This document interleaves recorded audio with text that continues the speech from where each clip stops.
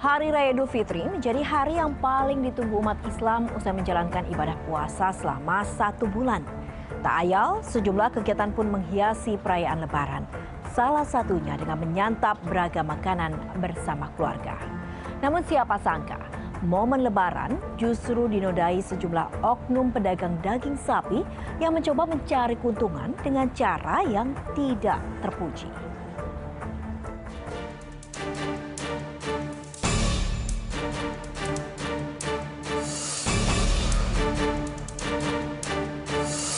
Menjelang Idul Fitri, kebutuhan warga terhadap daging sapi untuk diolah menjadi masakan yang akan disantap bersama keluarga saat hari raya semakin meningkat.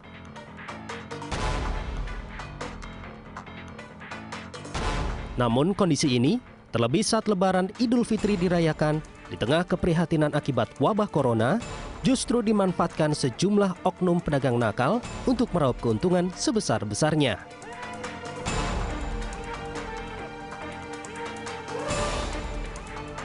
Seperti yang terjadi di Kabupaten Bandung, Jawa Barat.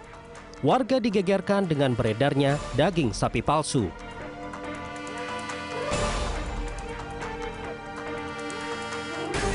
Disebut daging sapi palsu karena daging ini ternyata bukanlah daging sapi sungguhan, melainkan daging babi yang dijual dengan kondisi menyerupai daging sapi.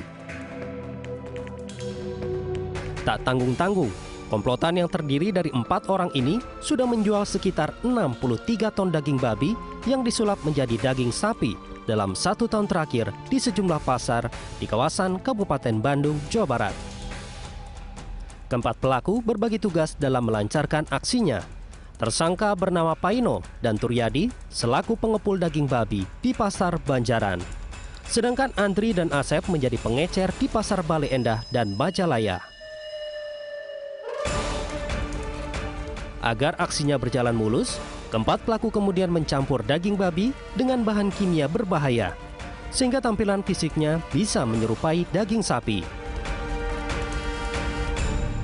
Setelah diolah sedemikian rupa, daging sapi palsu ini kemudian dijual di pasar seharga Rp75 hingga Rp90.000 per kilogram.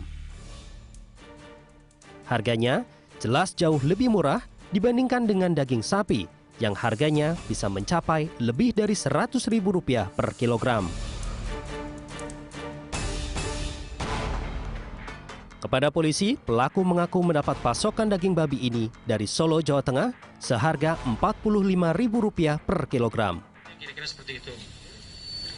Adapun kronologisnya, 2 warga saudara Y dan M ini hanya warga ngontrak di sini, kurang lebih 1 tahun, berasal dari Solo. Nah, barangnya ini dikirim oleh temannya dari Solo ke sini dengan menggunakan kendaraan pickup. Di sini kemudian diolah, dibagi lagi ke saudara A dan saudara AS. Saudara A ini dijual di daerah Majalaya, sedangkan saudara AS menjual di daerah Balenda. Saya berharap warga masyarakat tidak usah khawatir. Daging sudah kita sita. Namun kedepannya agar lebih berhati-hati lagi apabila akan membeli daging sapi. Terutama harganya relatif murah dengan harga pasaran. Selain menangkap pelaku, polisi juga menyita sejumlah barang bukti. Di antaranya 650 kg daging babi, bahan kimia boraks, timbangan, dan lemari pendingin. Untuk mempertanggungjawabkan perbuatannya, keempat pelaku kini mendekam di balik jeruji besi dan dijerat pasal perlindungan konsumen serta Undang-Undang Peternakan dengan ancaman 5 tahun penjara. Melihat aksi komplotan penjual daging sapi palsu ini sudah berlangsung cukup lama, sepatutnya warga perlu waspada dan berhati-hati saat membeli daging sapi di pasaran. Jangan sampai umat Islam yang ingin menikmati daging sapi halal bersama keluarga justru malah mendapatkan daging yang haram untuk disantap. Dari Bandung, Jawa Barat, Deden Syahputra, Turnback Crime, RTV. Pasca ditetapkan sebagai tersangka, tim kami mencoba menelusuri rumah salah satu pelaku di Desa Kiangroke, Kabupaten Bandung, Jawa Barat. Siapa sangka, di rumah sederhana ini pelaku diketahui menyimpan daging sapi palsu yang akan diedarkan ke sejumlah pasar tradisional. Dioplos dijual di pasar. Polisi telah menetapkan 4 tersangka dalam kasus penjualan daging babi yang disulap menjadi daging sapi di Kabupaten Bandung, Jawa Barat. Akibat perbuatannya, keempat pelaku kini terancam hukuman 5 tahun penjara.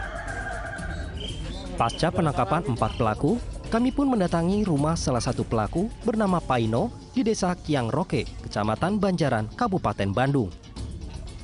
Di rumah ini, Paino dan ketiga rekannya diketahui menyimpan daging babi siap jual. Tak banyak aktivitas yang berlangsung di rumah ini. Hanya ada istri pelaku yang kini menutup diri setelah suaminya, Paino, ditangkap polisi. Bandung, Berdasarkan keterangan warga, Paino dan keluarganya adalah warga pendatang asal Solo, Jawa Tengah yang sudah tinggal di desa ini lebih dari setahun. Udah lama, kira-kira 2 tahunan.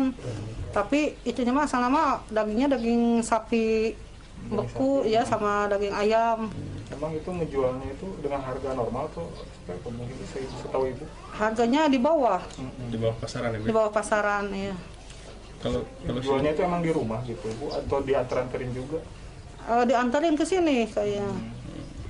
Terus yang belinya juga orang sini juga atau diantar ke... Enggak kebanyakan orang luar gitu kan. Ada yang beli gitu. Daging ayam waktu itu kebanyakan teh beli nate. Jadi warga mau tahunya itu teh daging sapi aja Bu? Iya, daging sapi. Ibu menyangka nggak kalau... Untuk mengantisipasi kejadian serupa, pengurus desa setempat akan melakukan pendataan ulang warga dan lebih selektif terhadap para pendatang.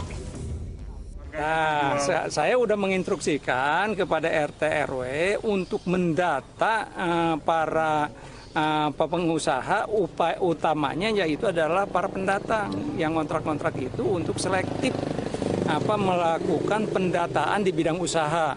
Ya karena tentunya ini juga ternyata bukan di situ saja, udah beralih-alih gitu, udah beralih-alih tidak di Kiangroke saja, terakhir di Kiangroke, mungkin yang perpanjang di Kiangroke.